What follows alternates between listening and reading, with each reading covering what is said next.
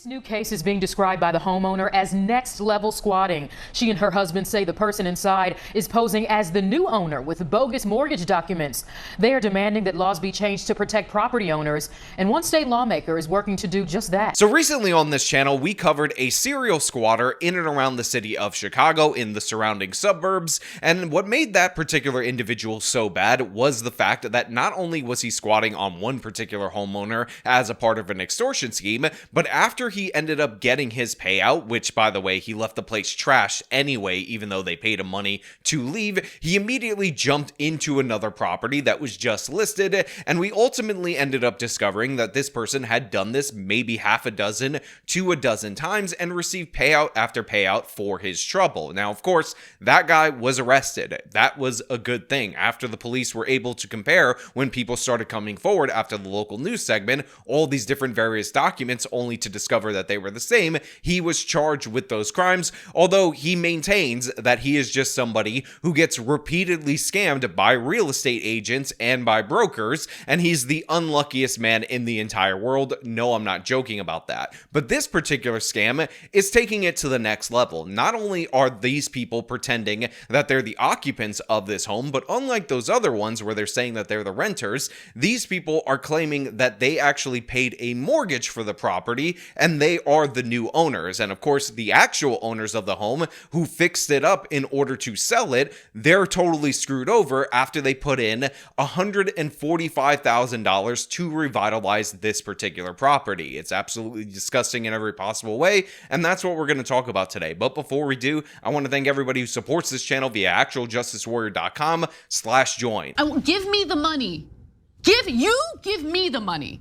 Okay? Since Thursday, we have been fighting to get these people out of our property. Standing in the rain, practically begging a stranger to move out of their home. Marcia and Carlton Lee never thought they'd be facing off with an alleged squatter. Someone is in my house saying that they moved in a month ago.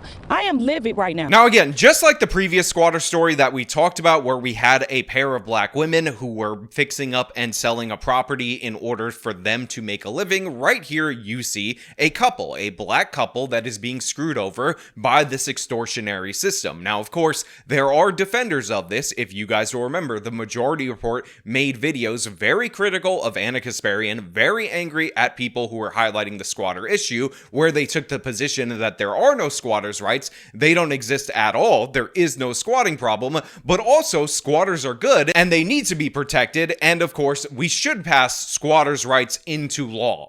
There's no actual squatters' rights in New York, at least.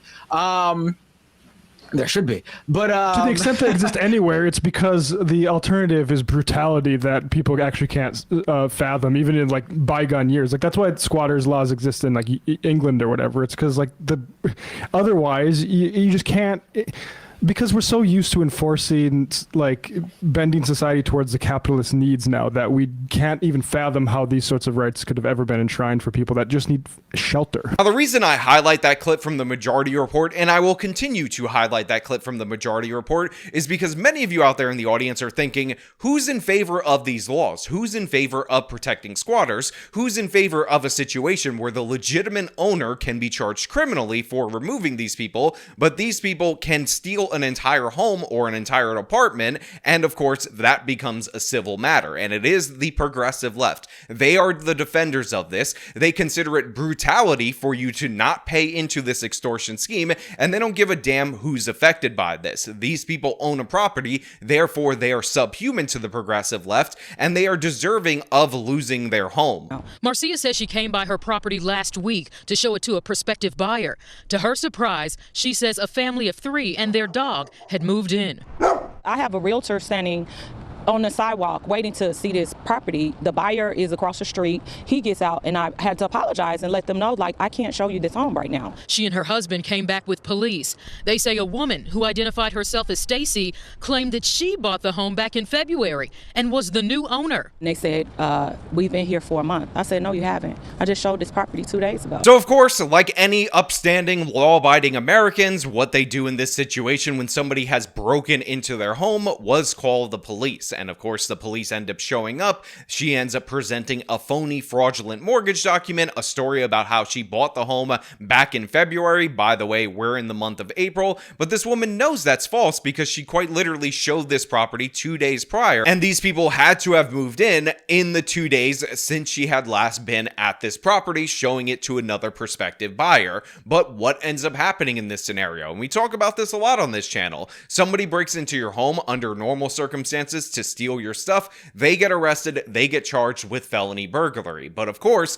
what we find out due to these squatter protections that, again, progressives advocate for, despite the fact that they are well aware of the fact that these are scams, if you steal the home, somehow that becomes a civil issue, and then again, the homeowner is the person who might be facing criminal charges. They say the woman showed them this mortgage document, but after looking closely, Marcia says she noticed the property pin was inaccurate. The ABC 7i team did some digging and learned the pin matches a house in Country Club Hills, not this Southside property. This documentation is not valid. So she's trespassing on my property. But the couple says police still wouldn't remove them. Oh, you're both victims. We can't make her get out. They're laughing at me as they're telling me that this is a civil matter. So yeah, the document is clearly and obviously fraudulent. Apparently all these different various homes and properties have a number that is, sequenced and ready for the state or the county to assign deeds to. This document has the wrong number on it. It's not even in this part of town, and yet the police can still not actually engage these people. And what we end up finding out is the obvious, which is this is of course a scam, a scheme.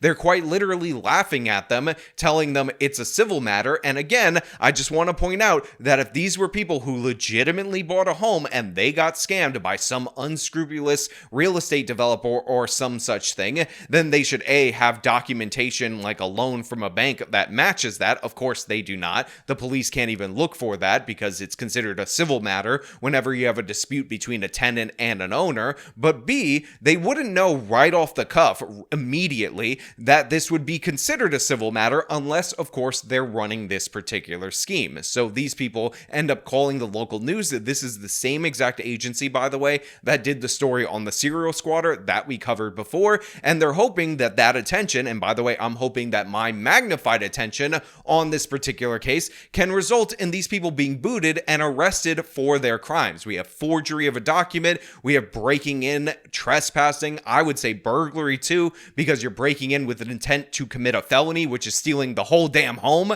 and they should face serious criminal charges for this. We saw your story before, we like your coverage, that's why you were the first one that we called, because we want action. Illinois State Representative LaShawn Ford says he's working hard in Springfield to crack down on squatting. It's happening, as you know, across the state, and it puts owners and landlords in a bad position. As rent prices continue to soar, he believes the problem is only going to get worse in Illinois. Once they get in, the landlord has to go through what you call the Forcible Entry Act in order to evict them.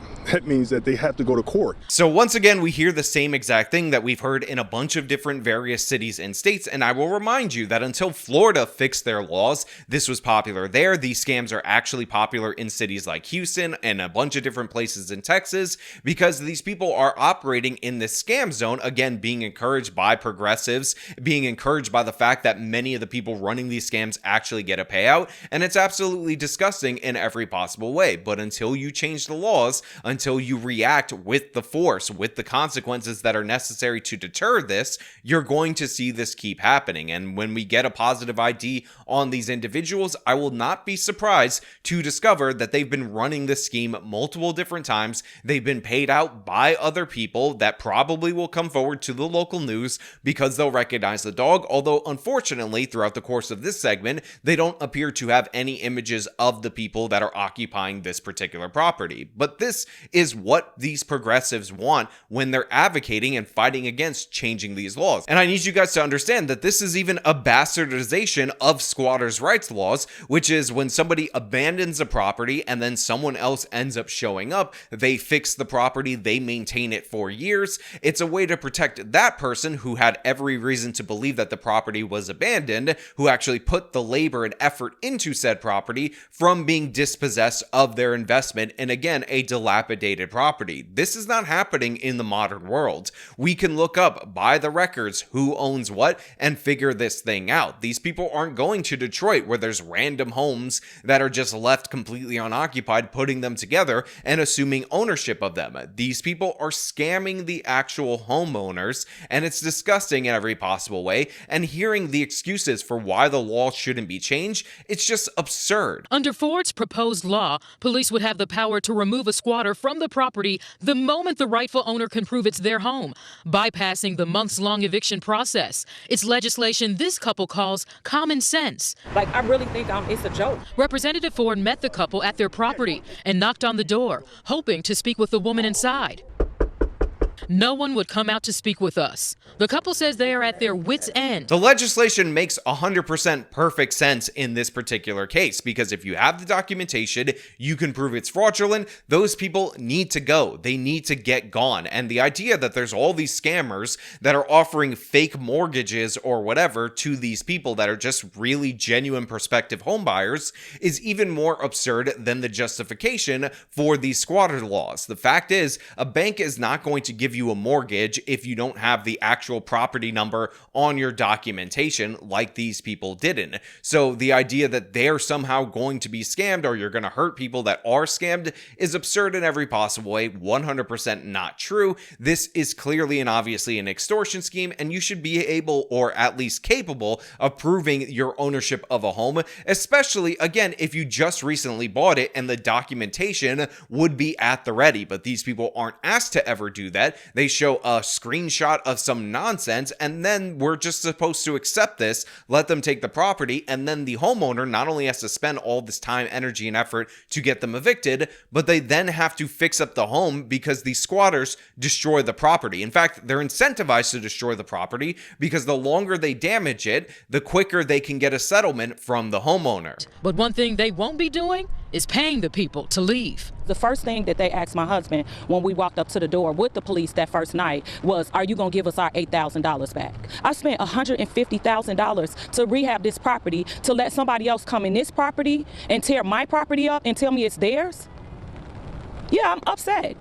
We did try calling Stacy, the woman inside the home. She did not return my call. And CPD telling us Area 2 detectives are investigating. Look, good on her for refusing to pay this particular extortion scheme, although I will point out that a lot of people end up paying because it's much easier on an individual level for you to deal with this and limit the damage to your property. But this woman is taking a risk for justice. She's taking a risk in order to make sure these extortionists are not rewarded for the crime, and I really do appreciate that. And by the way, it's only a matter of time before these people running these squatter schemes end up being attacked by the property owner, end up really genuinely facing the consequences in a way that's outside of our justice system, and I don't want it to get to this point. So we need the laws that empower law enforcement to actually engage with these criminals immediately, rather than letting people who invest all their time, energy, and money into these properties get screwed over and then ask them to spend and lay out even more money. This is a boiling point. This is a pressure cooker, and the longer the left-wing progressives ignore this problem,